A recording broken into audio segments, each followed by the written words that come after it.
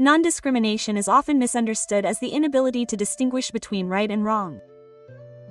Dear friends, in the process of studying Buddhism, when we learn about the supreme wisdom of enlightened beings, we often hear the term non-discriminatory wisdom. When wisdom is no longer limited by opposing or differentiating concepts such as self and others, good and bad, right and wrong, life and death, reading about non-discrimination, many of us may feel something is wrong.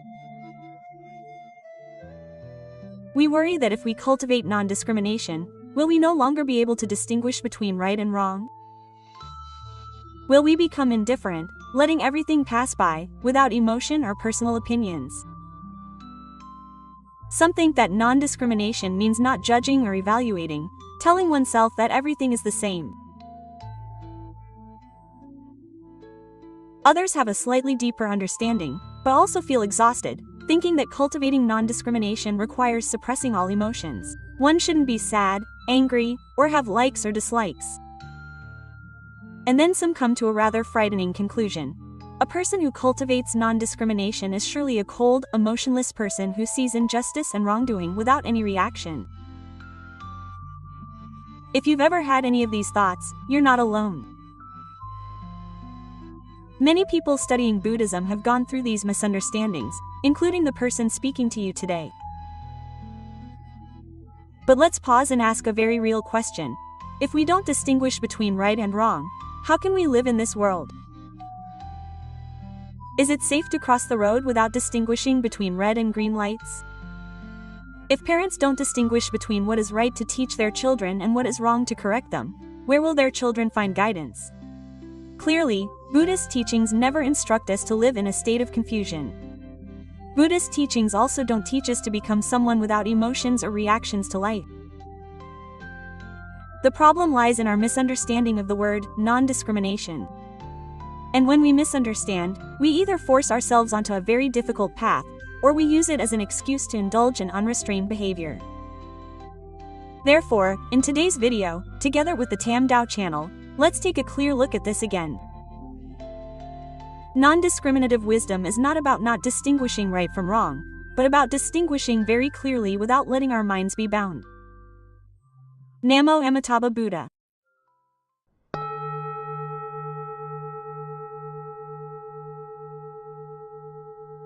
Three major misunderstandings that need to be dispelled.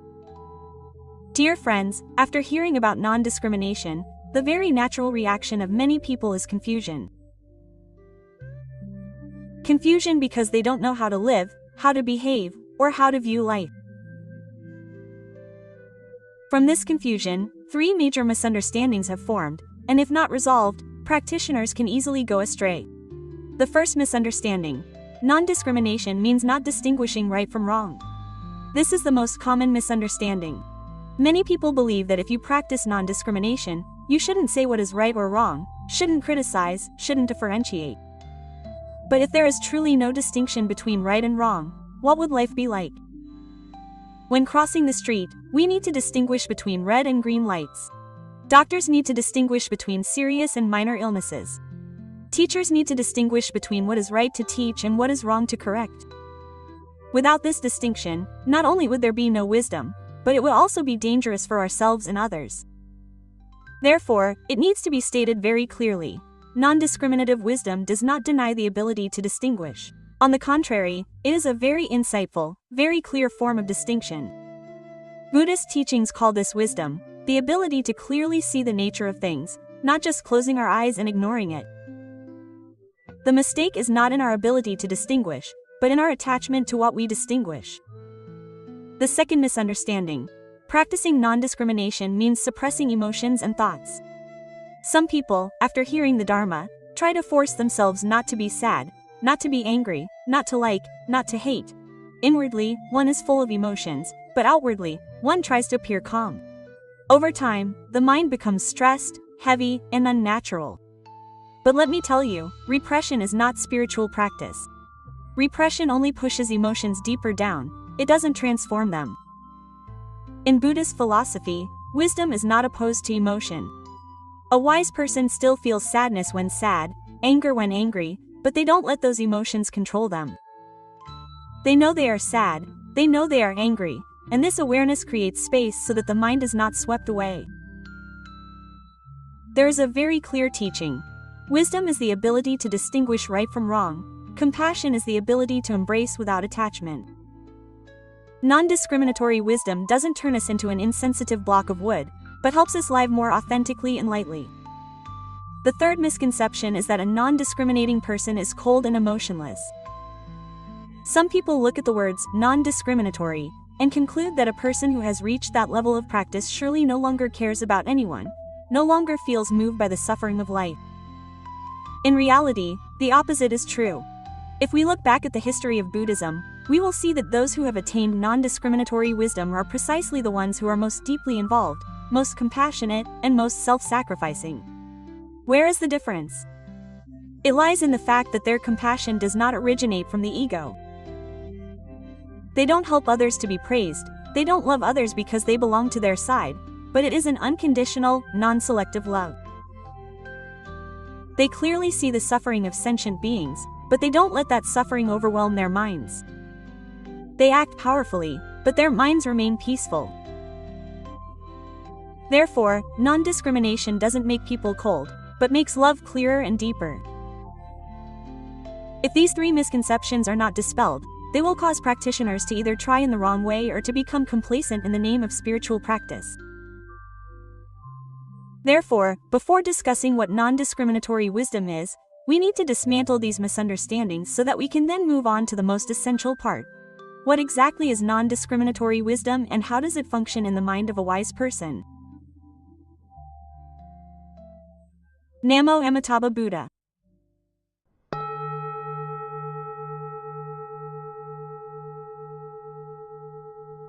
What is non-discriminatory wisdom? It is seeing everything clearly but without attachment. Dear friends, after dispelling common misunderstandings, we can now move on to the most important question. What exactly is non-discriminatory wisdom? If we were to use a simple image to describe it, in Buddhism, non-discriminatory wisdom is often likened to a bright mirror. A mirror is placed in the middle of the room. Whatever is placed before the mirror reflects clearly. A beautiful flower is placed before the mirror, and the mirror reflects the beautiful flower. A dirty object is placed before the mirror, and the mirror also reflects the dirty object. But the mirror has a very important characteristic. It does not retain any image. The mirror does not see the beautiful flower and want to keep it, nor does it see the dirty object and develop aversion. It simply reflects and that's it. Non-discriminatory wisdom is the same. It sees very clearly but without attachment. It sees fully both good and evil, right and wrong, good and bad, but the mind is not pulled along by these differences. We need to emphasize once again that non-discriminatory wisdom is not about not seeing, but about seeing things as they truly are, without clinging to that perception. In the Diamond Sutra, there is a key sentence, dwelling nowhere, yet giving rise to the mind. This means to give rise to the mind, to act, but not to allow the mind to dwell anywhere. This sentence is often misunderstood as meaning not to give rise to the mind, not to think. But in reality, the Buddha said very clearly, giving rise to the mind, meaning still giving rise to the mind, still having reactions, still acting, only that the mind is not stuck, not bound by circumstances. A person hears praise clearly, hears criticism clearly, but is not elated by praise, nor devastated by criticism. That is exactly non-discriminatory wisdom in operation. This spirit is clearly shown in the famous story between Shenshu and Huineng, the sixth patriarch. Shenshu composed a verse. The body is the Bodhi tree, the mind is like a bright mirror stand. Constantly diligently wipe it clean, lest dust adheres and makes it dirty. This verse is not wrong. It reflects a very necessary stage of practice, preserving, protecting, and taming the mind. But there is still a very subtle point there. There is still a mirror, there is still dust, and there is still someone wiping. Huineng responded with the verse. Originally there is no Bodhi tree, nor is there a mirror stand. Since ancient times there has been nothing, where can dust adhere? This verse does not deny the effort of practice, but points out the ultimate nature of non-discriminating wisdom. When the true nature of the mind is seen through, there is no place for dust to adhere. In other words, non-discriminating wisdom is not a state that needs to be forced or maintained, but a natural manifestation when one realizes the non-clinging nature of the mind. There is a very important point here that we need to understand correctly. Non-discriminating wisdom is not the result of trying not to discriminate. The more we try not to discriminate, the more we get stuck in discrimination. Non-discriminating wisdom appears when we clearly see the mechanism of the discriminating mind. When we see clearly, letting go happens naturally, without coercion. It's like when you hold a hot piece of coal, your hand lets go as a completely natural reflex, without anyone having to teach you to let go. Therefore, when we say the mind is like a mirror, don't understand that we have to transform our mind into something rigid and cold. The mirror here is just a metaphor to express one thing. The mind has the ability to know very clearly, but it doesn't need to possess what is known. A person with non-discriminating wisdom still knows sadness, joy, love, and hate, but those emotions pass by, they don't stay, they don't take root in the mind. The mind at this time is like the sky. White clouds float by, the sky doesn't hold them. Black clouds come, the sky doesn't push them away. The sky is just the sky. That is the foundation of non-discriminating wisdom, seeing everything but not being carried away by anything. And once this foundation is established, we can then understand something very important more deeply. The fundamental difference between the discrimination of ordinary people and the non-discrimination of the enlightened. Namo Shakyamuni Buddha.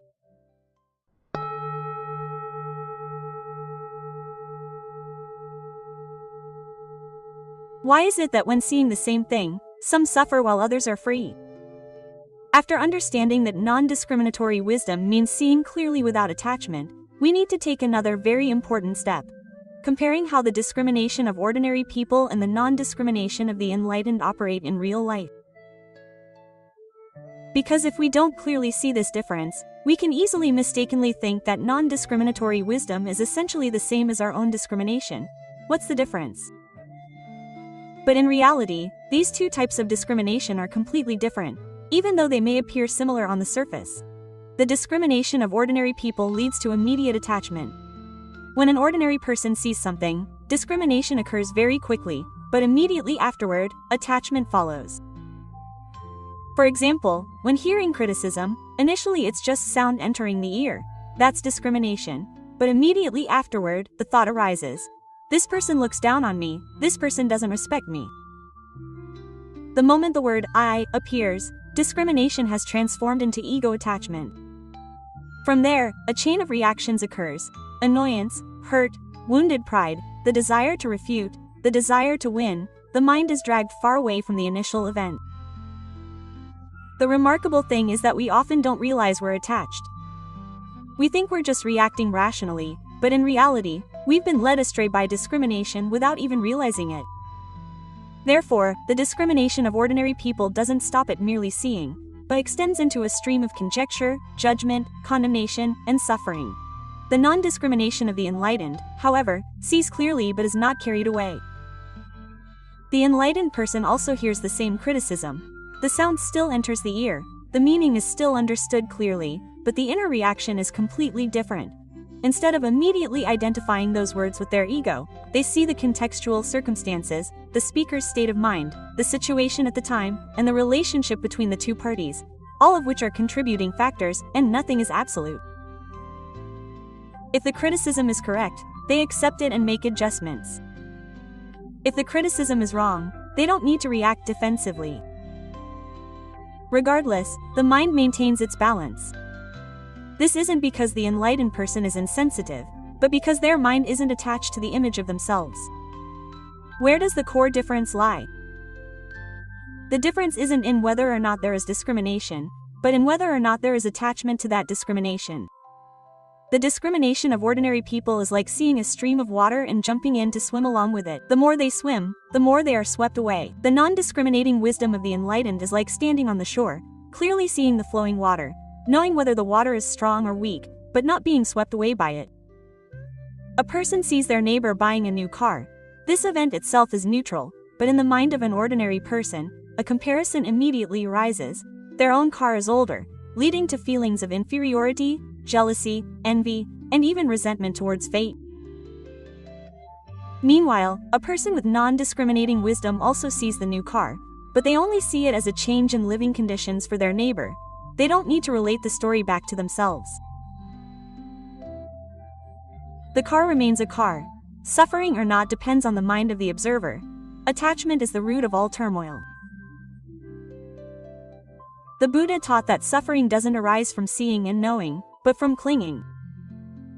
When discrimination is accompanied by clinging, it transforms from a tool of awareness into a binding rope. The more discrimination, the more suffering. Non-discriminating wisdom doesn't eliminate the ability to discriminate, but cuts the rope of attachment behind it. When that rope is loosened, we still see everything clearly, but the mind is no longer pulled along. Namo Amitabha Buddha.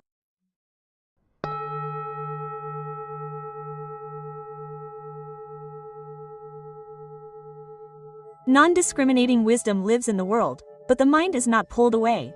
Dear friends, when we talk about non-discriminatory wisdom, many people often think of it as something very profound, only for those who have practiced meditation for many years. But if non-discriminatory wisdom cannot be applied to daily life, then that wisdom remains merely theoretical. In reality, life itself is the greatest meditation hall. And if non-discriminatory wisdom is the highest wisdom of enlightenment, then it must be most clearly manifested in the most ordinary situations of life. Discrimination is still necessary, but don't let the ego interfere. First, it needs to be clarified that non-discriminatory wisdom does not eliminate dualistic discrimination in life. We still need to distinguish right from wrong in order to live properly. We still need to distinguish what should be said and what should be kept silent. We still need to distinguish boundaries to maintain relationships. But the problem arises when this discrimination is tainted by the ego. For example, a father sees that his child is doing poorly in school. This is a fact. But immediately afterward, the thought arises in his mind, if my child performs like this, I will lose face. From that moment on, the story is no longer about the child, but about the wounded ego. And when the ego enters, words become harsh, concern turns into reproach, and love is mixed with pressure. A person with non-discriminatory wisdom still clearly sees that their child is having difficulties, but does not pull the story back to protect their own image. From there, the words naturally become softer and more appropriate. Emotional reaction and authentic response. A very important point in practicing non-discriminatory wisdom is knowing how to distinguish between emotional reaction and authentic response. An emotional reaction is an automatic reflex of the ego. It happens very quickly, very strongly, and is often accompanied by regret. An authentic response is different. It stems from clearly seeing the situation, clearly seeing the person, and clearly seeing oneself. For example, when criticized by a superior, the emotional reaction is annoyance, hurt pride, a desire to justify oneself, a desire to retaliate. The behavior of someone with discernment involves pausing for a moment to consider whether the criticism has any truth to it. If it's true, they correct themselves. If not, they don't take it to heart.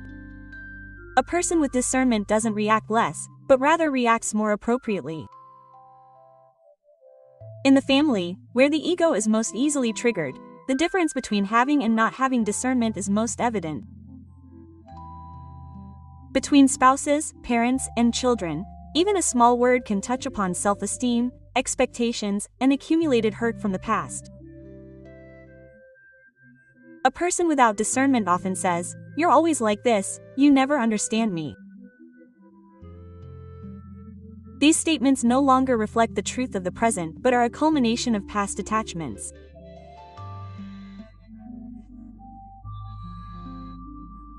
A person with discernment isn't someone who doesn't feel sadness, but rather someone who doesn't let sadness guide their words. They might say, "I'm sad right now. This makes me uncomfortable," but they don't blame, condemn, or categorize the other person. That is discernment operating in language and attitude. In society, they see clearly but aren't swept away.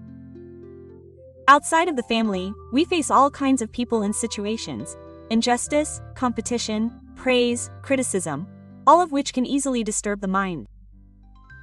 A person with discernment isn't someone who turns a blind eye to wrongdoings.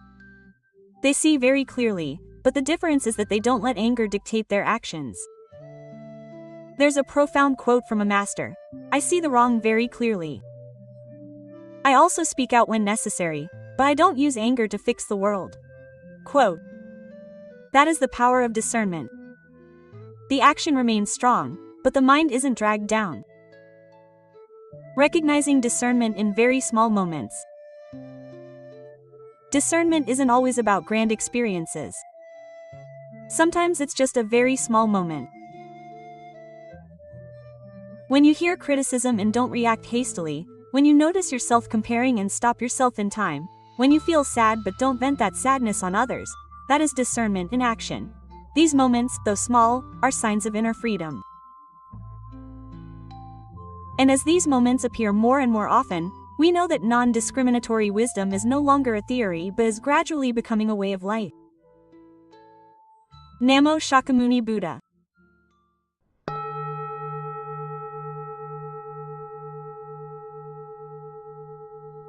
Three practices of non-discriminatory wisdom. Dear friends, after seeing that non-discriminatory wisdom can be very clearly present in daily life, the next question is how to cultivate and practice this wisdom in a concrete way. Because if we only listen and feel inspired without a method of practice, the Dharma talk will only remain at the level of inspiration. Here we are not talking about lofty methods, but three very simple practices that can be applied immediately in daily life. The first practice is to separate the truth from what the ego adds.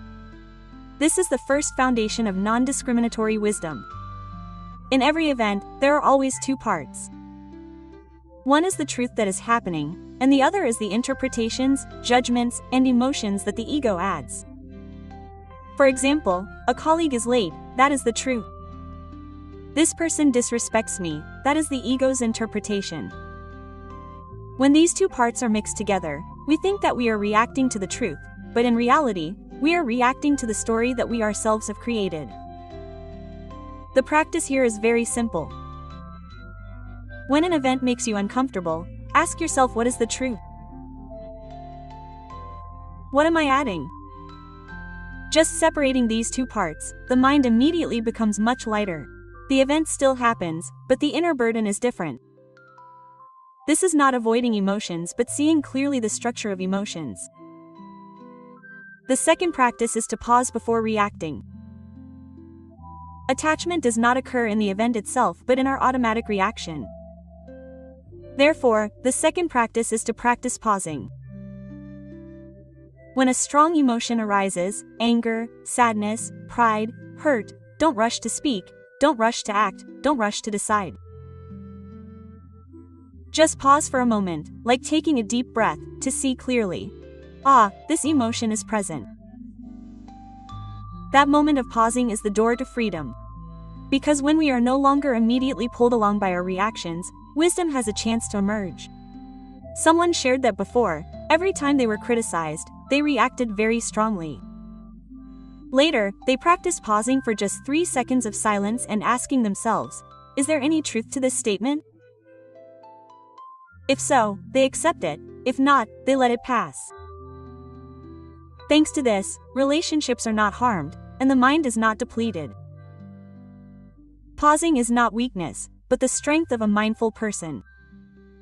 The third practice is cultivating a mirror-like mind every day. The first two practices help us handle specific situations. The third practice goes deeper, nurturing the foundation of the inner self. Every day, dedicate a short period of time, perhaps just 5 or 10 minutes, to practicing a mirror-like mind. The method is very simple. Sit still and observe what is happening in the body and mind. Do not try to correct, do not try to push away, do not try to cling. When a thought arises, acknowledge it as a thought. When an emotion arises, acknowledge it as an emotion. When a sound arises, acknowledge it as a sound. Like a mirror, whatever comes is reflected, whatever goes is gone. This practice helps us realize that all phenomena come and go. There is nothing to cling to. When this foundation is nurtured, we will see something very interesting. Extreme reactions begin to decrease, the mind becomes softer, and discernment becomes clearer. Maintain the middle way in practice. Here, it is important to emphasize one very important point. These 3 practices are not meant to make you insensitive, nor are they meant to force you to become noble. If during the practice you find yourself trying to suppress emotions, stop. That is not non-discrimination, but a new form of attachment. Non-discriminating wisdom always goes hand in hand with the middle way. There are emotions, but one is not controlled by them. There is discrimination, but one is not bound by it. These 3 practices, if applied consistently, will not make you a different person but will help you return to your inherent freedom. Namo Shakyamuni Buddha.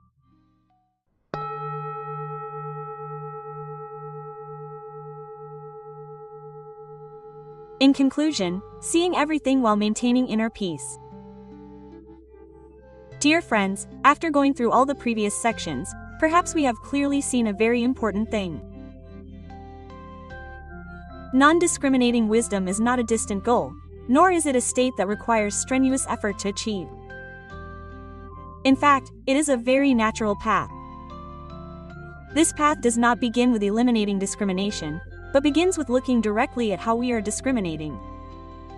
In Buddhist teachings, this path is often clearly seen through 3 stages. The first stage is being dominated by discrimination. Seeing leads to attachment, hearing leads to reaction, the mind is constantly pulled by praise and blame, gain and loss, superiority and inferiority. This is not a fault but a normal state of ordinary people. The second stage is discrimination with mindfulness. We begin to realize, I am angry, I am comparing. Although the emotions are still there, we no longer completely identify with them. This very small distance is a sign of true practice. The third stage is discrimination without attachment, clearly seeing everything that needs to be seen, deciding what needs to be decided, but the mind is no longer bound. This is non-discriminating wisdom. The important thing is that these 3 stages are not for comparison or judgment, but to help us know where we are and which direction we are going. Therefore, if today you are still discriminating, still experiencing sadness and joy, please do not rush to blame yourself. Non-discriminating wisdom does not arise from forced effort but from increasingly clear awareness. When we clearly see that attachment is the cause of suffering, letting go will happen very naturally. Finally, non-discriminating wisdom does not take us away from life but helps us live in the world with a freer, more loving, and more awakened mind. Undiscriminating wisdom is not about being unable to distinguish right from wrong, but rather about seeing things very clearly, yet not allowing one's mind to be bound by them. We still live, work, and love like everyone else. The only difference is that our minds are no longer dragged away by competition and attachment. If every day you can pause for a moment, see a little more clearly, and feel a little lighter, then the path to freedom has already begun in this very light. May the Dharma path accompany you on this journey, slowly, mindfully, and with compassion. Namo Shakyamuni Buddha.